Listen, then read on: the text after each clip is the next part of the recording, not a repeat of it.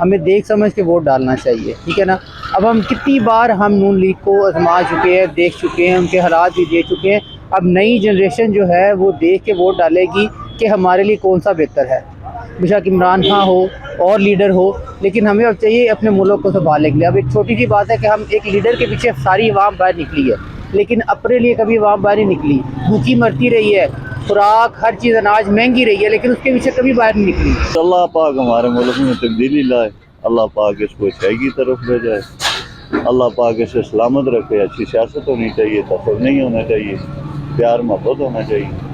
Party کے جتنے مرضی لوگ چھوڑ جائیں آپ عمران خان کو دیں گے، عمران خان کو دیں گے، کوئی اثر نہیں پڑے گا انشاءاللہ۔ جن کے ساتھ اللہ ہوتا ہے ان کی وہ مدد کرتا ہے۔ پارٹی کا ٹوٹنا تو ایک مختلف بات ہے، لیکن میرا نہیں خیال یہ پارٹی اس طرح جم کر جس طرح بنی تھی، یا جس طرح انہوں نے موٹیو رکھا ہوا تھا، یا ان کا منشور تھا، جو کام جس مقصد کے لیے انہوں نے بنائی تھی پارٹی، میرا نہیں خیال اس طرح یہ سروائیو کر سکے گی۔ ہار جیت تو ہوتے میدان میں اترے گا، آج جیت ہوتا کیا لگتا ہے عمران خان آپ کو دوبارہ آتا نظر آ رہا ہے؟ آ جائے گا انشاءاللہ۔ تحریک انصاف ٹوٹ جائے گی،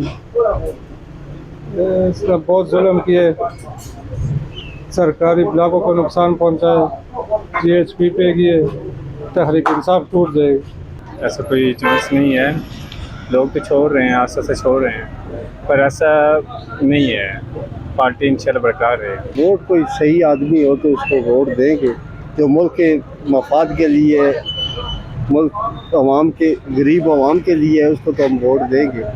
لیکن جو غریب عوام کی صفائی نہیں کرتا، مہنگائی دن پہ دن ہو رہی ہے، تو ووٹ کس کو دیں گے؟ فرق تو خیرال کوئی نہیں پڑے گا، عوام تو اس کے ساتھ ہے۔ لیڈر جو کچے سیاسی لیڈر ہوتے ہیں وہ چھوڑ دیتے ہیں، لوٹے ہوتے ہیں، ادھر ادھر بھاگ جاتے ہیں، لیکن ساتھ تو دینے والے بہت عوام ہے۔